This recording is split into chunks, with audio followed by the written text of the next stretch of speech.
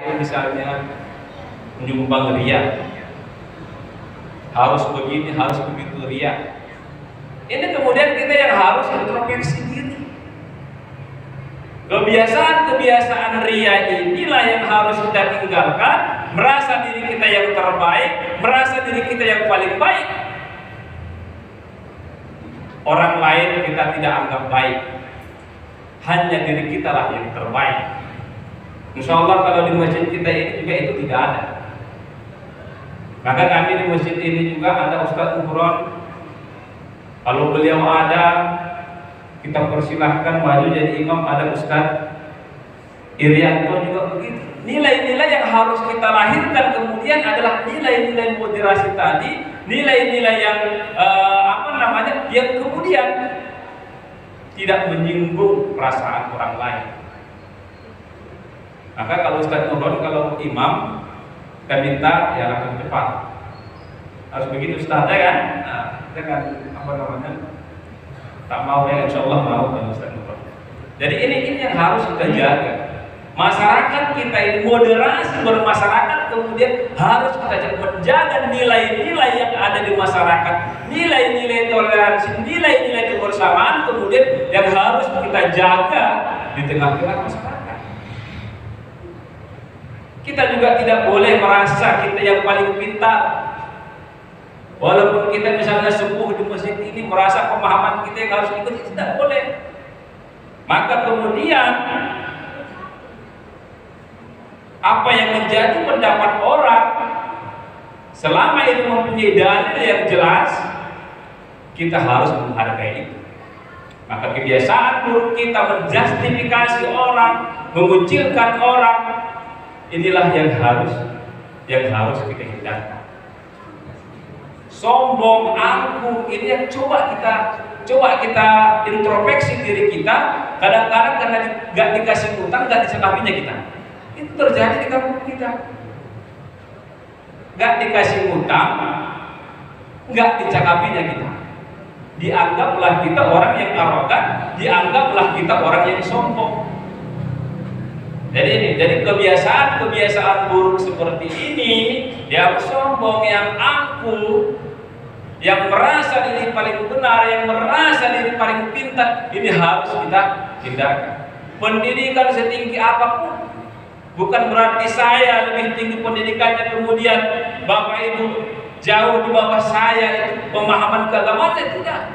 Bahkan mungkin di satu sisi, di hal-hal yang lain, Bapak Ibu jamaah yang dimuliakan oleh Allah Subhanahu wa taala lebih paham dengan saya, lebih paham dari saya, lebih paham dari Ustadz Irianto, lebih paham dari Ustadz Muhron.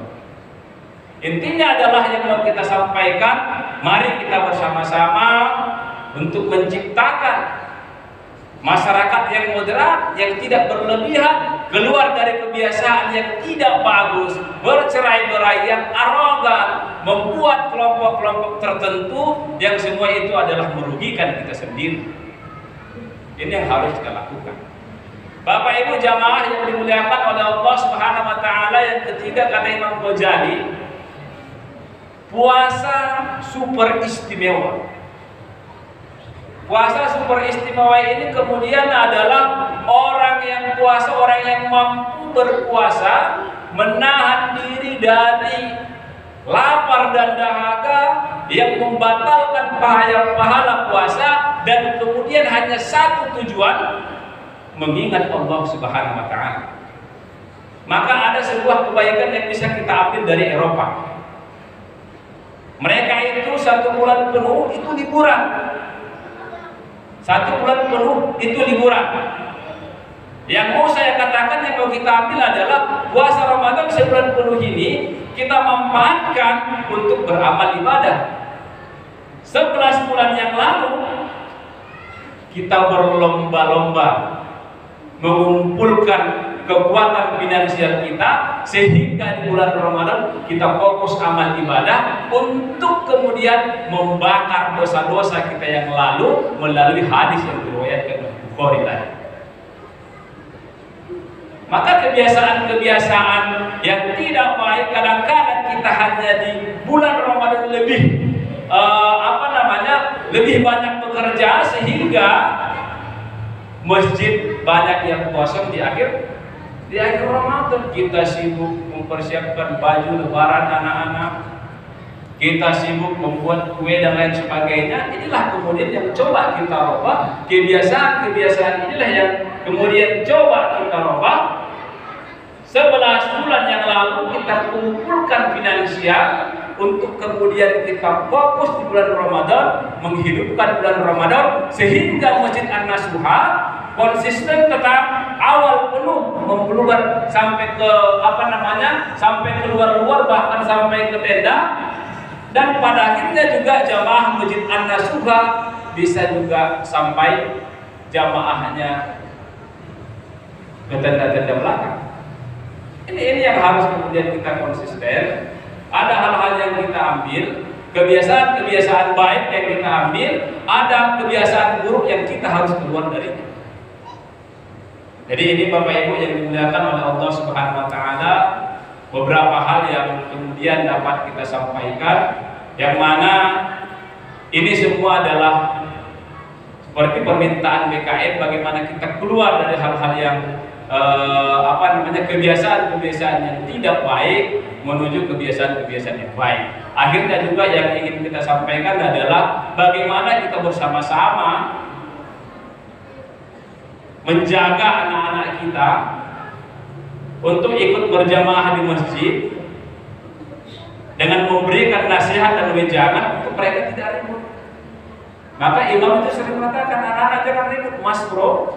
Pak Guru itu juga bilang keliling, nanti anaknya terpukul, mamanya yang marah, ini yang gawat. Jadi kebiasaan ini juga harus kita hindarkan. Anak-anak kita kemudian di bulan Ramadan ini kita coba mereka, kita ajari mereka untuk bisa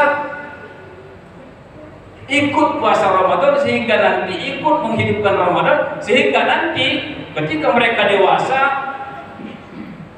mereka terbiasa dengan bulan Ramadan seperti kita yang dulu. Maka saya senang, Mas Bro, kalau banyak anak-anak yang ikut sholat maghrib, ikut sholat tarawih, walaupun kemudian dalam sama Mas Bro itu mereka terus. Maka diharapkan kerjasama dari mama-mama, dari ayah-ayahnya, jangan pula dimarahi Mas Bro, jangan dimarahi Bang Ardi. Yakin dan percayalah apa yang mereka lakukan adalah kebaikan buat anak-anak kita semua. Tak akan mungkin disakiti bisiknya. Ini yang dapat kami sampaikan. Mohon maaf atas segala kekurangan. Terima kasih atas segala perhatian. Wallahu muwaffiq ila aqwamit thoriq. Wassalamualaikum warahmatullahi wabarakatuh. Waalaikumsalam warahmatullahi wabarakatuh.